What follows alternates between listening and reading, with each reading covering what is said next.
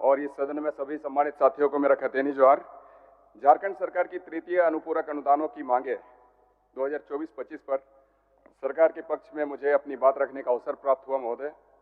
सबसे पहले मैं सरकार को जेपीएससी के चेयरमैन के पद पर एल ख्यांगते जी को नियुक्त करने पर अपनी शुभकामना देता हूं और विशेष रूप में हमारे मुख्यमंत्री महोदय जी को, सभी विद्यार्थीगण और हमारे पक्ष विपक्ष के सभी साथियों की सरकार से ये गुजारिश थी कि एक सुयोग्य व्यक्ति का चयन किया जाए और सरकार ने हम सबकी मांगों के अनुरूप ही सराहनीय कार्य करने का प्रयास किया है। हम आप सभी को आश्वस्त करते हैं कि सरकार जिस वादे के साथ, जिस आश्वासन के साथ इस सत्ता में वापस आई है वह सबको पूरा करेगी और कई ऐसे कार्य होंगे जो आपको, जो हम सभी को गौरवान्वित होने का पल देंगे। हमारे विपक्षी साथी भी इस बात की सराहना करेंगे और उसके लिए विवश होंगे। राज्य जो हमारा ये झारखंड प्रदेश बना है, हर व्यक्ति जानता है कि इस राज्य में, अगर इस राज्य को गढ़ने में, इस राज्य को निर्माण करने में अगर महती भूमिका किसी ने अदा की है तो माननीय गुरुजी शिबू सोरेन जी ने अदा की है। आज कहीं ना कहीं हमारे हेमंत जी में भी उनका अक्स नजर आता है। इससे लोगों को काफी अपेक्षाएं हैं और हम आश्वस्त करना चाहते हैं कि आज जो हम सबों के ऊपर लोगों की अपेक्षाएं बनी हुई है, तमाम उम्मीदों पर हम लोग खरे उतरने का प्रयास करेंगे।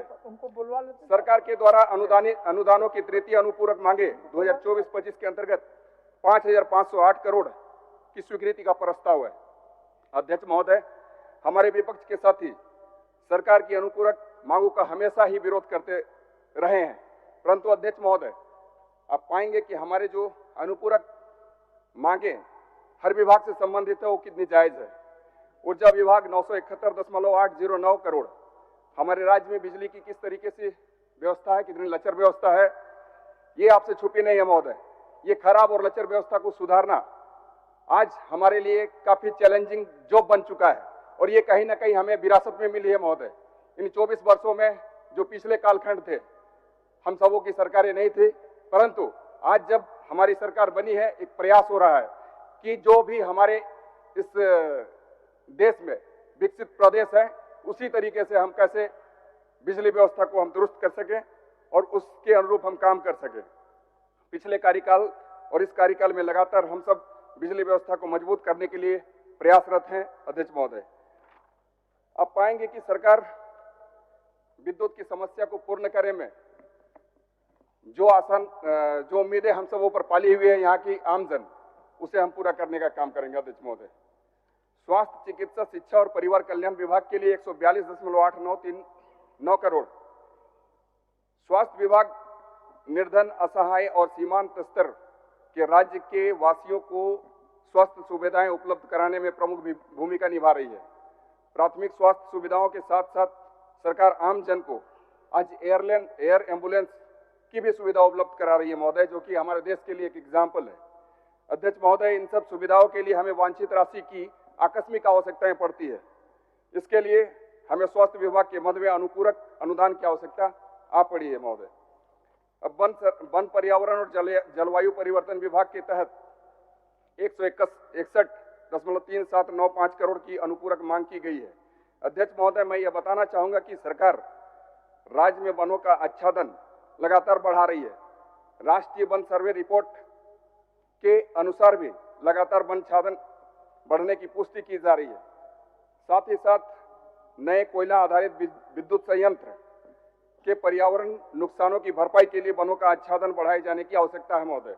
अतः अनुपूरक मांगों में वन विभाग के लिए बड़ी राशि की मांग करना हम सबों के लिए नाजायज नहीं बल्कि जायज है महोदय। जल संसाधन विभाग के लिए 293.34 करोड़ के अनुपूरक अनुदान की मांग की गई है महोदय। अब हमें यह कहने की आवश्यकता नहीं कि सिंचाई हमारे लिए कितनी महत्वपूर्ण है। अभी तक हमारे 65% जमीनें जो कि कृषि पर आश्रित हैं, जो कि सिर्फ और सिर्फ वर्षा पर आश्रित हैं। अध्यक्ष महोदय, मेरा ये निजी विचार है कि राज्य में जितनी भी छोटी बड़ी योजनाएं हैं, तमाम योजनाएं जो लंबित हैं, उन्हें शीघ्र पूरा किया जाए महोदय। इसी कड़ी में मैं अपने विधानसभा की राढ़ू जलाशय परियोजना की बात कहना चाहता हूं महोदय, इसे इंगित करना चाहता हूं महोदय, जो कि हमारे इस विधानसभा के लिए अति महत्वपूर्ण योजना है। इस योजना के सफल पूर्वक धरातल पर उतर जाने से हमारी सिल्ली की धरती बेहतर तरीके से कृषि कर पाएगी महोदय। ग्रामीण कार्य विभाग के तहत 873.29 करोड़ की अनुपूरक मांग की गई है। ग्रामीण कार्य के तहत ग्राम सड़कें, पुल पुलिया निर्माण का प्रावधान है। इस मद में हमारे राज्य में व्यापक योजनाओं के सूत्रण और कार्यान्वयन की आवश्यकता है।